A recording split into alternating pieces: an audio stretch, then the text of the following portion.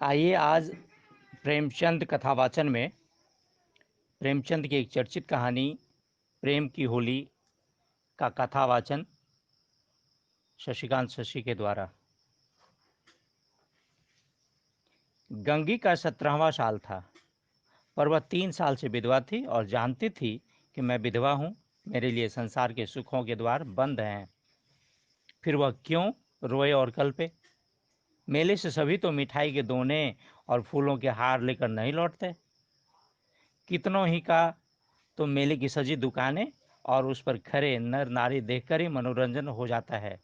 गंगी खाती पीती थी, हंसती बोलती थी, किसी ने उसे मुंह लटकाए अपने भाग को रोते नहीं देखा। खरी रात को उठकर गोबर निकालकर गाय बैलों को सानी देना, फिर उपले पाथना उसका नित्य का नियम था। तब वह अपने भैया को गाय दुहाने के लिए जगाती थी, फिर कुएं से पानी लाती, चौके का धंधा शुरू हो जाता। गांव की भाभियां उससे हंसी हंसी करती, पर एक विशेष प्रकार की हंसी छोड़कर। सहेलियां ससुराल से आकर उससे सारी कथा कहती, पर एक विशेष प्रसंग बचाकर। सभी उसके वैधव्य का आदर करते थे। जिस छोटे से अपराध के लिए उसकी भाभीियों पर घुर्कियां पड़ती, उसकी माँ को गालियां मिलती, उसके भाई पर मार पड़ती, वह उसके लिए क्षम्य था। जिसे ईश्वर ने मारा है उसे क्या कोई मारे। जो बातें उसके लिए वर्जित थी उनकी ओर उसका मन ही ना जाता था, उसके लिए उसका अस्तित्व ही ना था। जवानी के इस उमड़े हुए सागर में मतवाली लहरें ना थी, डरावनी गरज ना थी, अचल शांति का साम्राज्य था। होली आई, सबने गुलाबी साड़ियां पहनी। गंगी की साड़ी ना रंगी गई। माँ ने पूछा, बेटी तेरी साड़ी रंग दूं? गंगी ने कहा, नहीं अम्मा, यूं ही रहने दो। भाभीियों ने फाग गाया, वह पकवान बनाती रही, उसे इसी में आनंद था। तीसरे पहर दूसरे गांव के लोग होली खेलने आए। यह लोग भी होली लौटाने जाएंगे। गांवों में यही परस्पर व्यवहार है। मैकू महतो ने भंग बनवा रखी थी, चरस गांजा माजूम सब कुछ लाए थे। गंगी ने ही भंग पीसी थी, मीठी अलग बनाई थी, नमकीन अलग।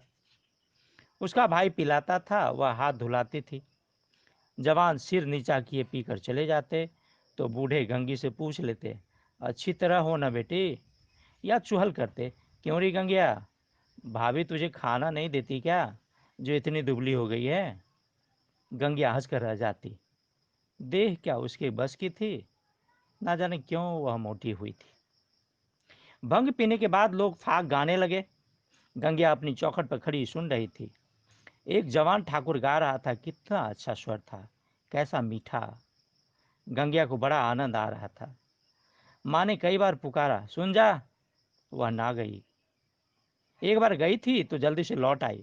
उसका ध्यान उसी गाने पर था। ना जाने क्या बात उसे खींचे लेती थी, बांध लेती थी। जवान ठाकुर भी बार बार गंगिया की ओर देखता और मस्त होकर गाता।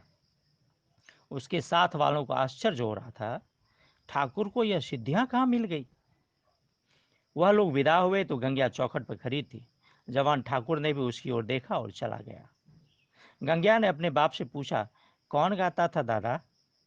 मैकू ने कहा, कोठार के बुद्धू सिंह का लड़का है, गरीब सिंह। बुद्धू मरनी हरनी में आते जाते थे।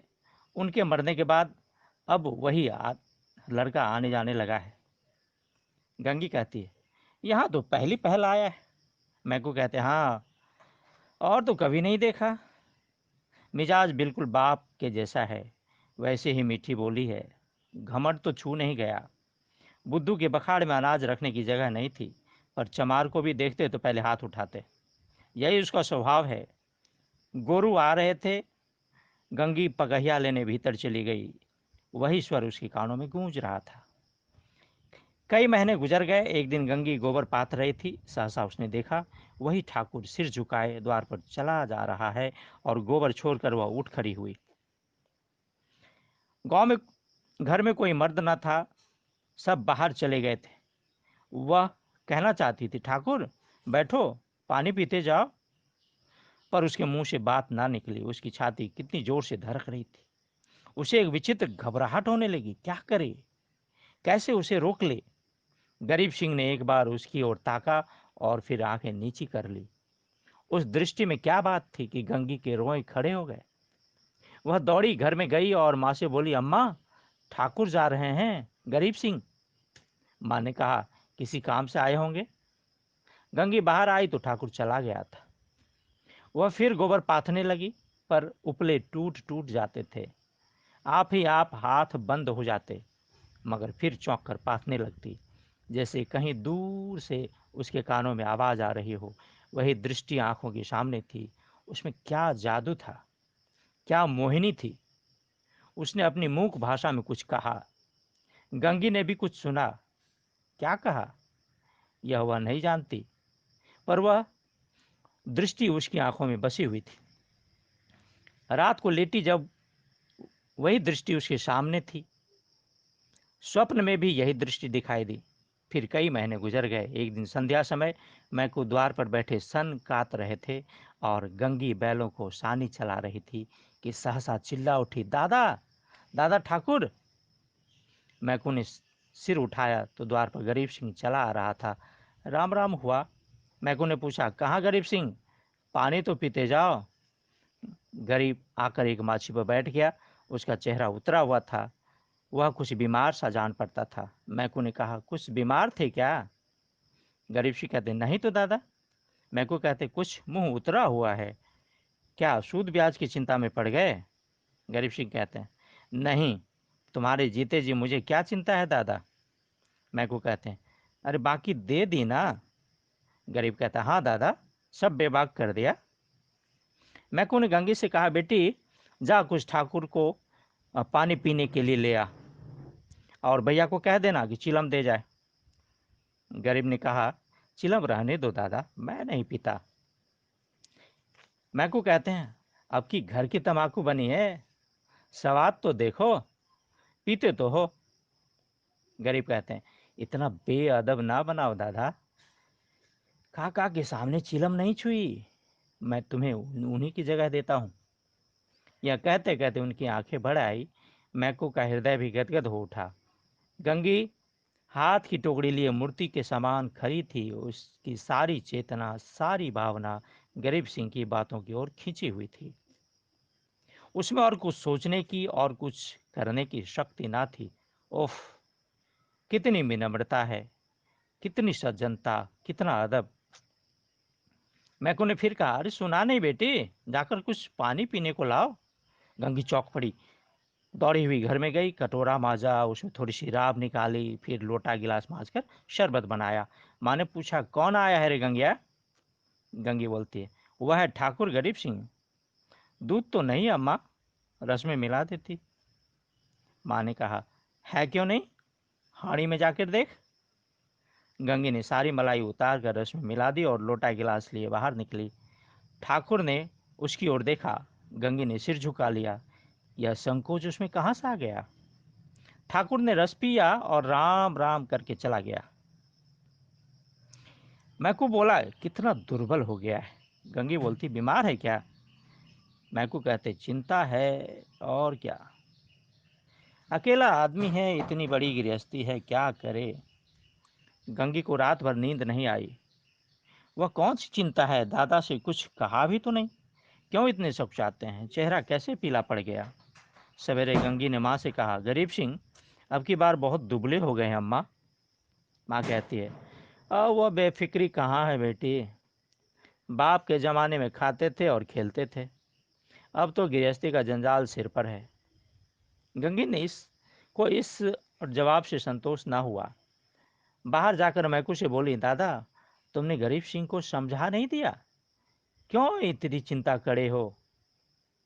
मैकू ने आंखें फाड़ कर देखा और कहा, जा अपना काम कर। गंगी पर मानो वज्रपात हो गया। यह कठोर उत्तर और दादा के मुंह से। हाय, दादा को भी उसका ध्यान नहीं है, कोई उसका मित्र नहीं है, उन्हें कौन समझावे। अब की बार वो आएंगे तो मैं खुद उन्हें समझाऊंगी। गंगी रोज सोचती, वह आते होंगे, पर ठाकुर ना आए। फिर होली आई। फिर गांव में फाग होने लगा। रमणियों ने फिर गुलाबी साड़ियां पहनी। फिर रंग घोला गया। मैकू ने भंग, चरस, गाजा मंगवाया। गंगी ने फिर मीठी और नमकीन भंग बनाई। द्वार पर टाट बिछ गया। व्यवहारी लोग आने लगे, मगर कोठार से कोई नहीं आया। शाम हो गई, किसी का पता नहीं। गंगी बेकरार थी, कभी भीतर जाती, कभी बाहर आती। भाई से पूछती, क्या कोठार वाले नहीं आए? भाई कहता, नहीं। दादा से पूछती, भंग तो नहीं बची? कोठार वाले आवेंगे तो क्या पिएंगे? दादा कहते, अब क्या रात को आवेंगे, सामने तो गांव है, आते होते तो दिखाई देते। रात हो गई, पर गंगी को अभी तक आशा लगी हुई थी। वह मंदिर के ऊपर चढ़ गई और कोठार की ओर निगाह दौड़ाई। कोई ना आता था। सहसा उसे उसी सिवाने की ओर दहकती हुई सी दिखाई दी। देखते देखते ज्वाला प्रचंड हो गई। यह क्या, वहां आज होली जल रही है? होली तो कल ही जल गई। कौन जाने वहां पंडितों ने आज होली जलाने की साइत बताई हो। तभी तो लोग आज नहीं आए, कल आएंगे लगता है। उसने घर आकर मैकू से कहा, दादा, कुठार में तो आज होली जली है। मैकू कहते हैं, दूध पगली, होली सब जगह कल जल गई। गंगी कहती है, तुम मानते नहीं हो? मैं मंदिर पर से देख आई हूँ, होली जल रही है। नहीं पतियाते हो तो चलो मैं दिखा दूं। मैकू कहते हैं, अच्छा चल देखूं। मैकू ने गंगी के साथ मंदिर की छत पर आकर देखा। 1 मिनट तक देखते रहे, फिर बिना कुछ बोले नीचे उतर आए। गंगी ने कहा, है होली की नहीं? तुम मानते नहीं थे। मैकू कहते हैं, होली नहीं है पगली, चिता है चिता। कोई मर गया है, तभी आज कोठार वाले नहीं आए। गंगी का कलेजा धक से हो गया। इतने में किसी ने नीचे से पुकारा, मैकू महतो, अरे कोठार के गरीब सिंह गुजर गए। मैकू नीचे चले गए, पर गंगी वहीं स्तंभित खड़ी थी। कुछ खबर न थी मैं कौन हूँ, कहाँ हूँ। मालूम हुआ जैसे गरीब सिंह उस सुदूर चिता से निकलकर उसकी ओर देख रहा है। वही दृष्टि थी, वही चेहरा। क्या उसे वह भूल सकती थी?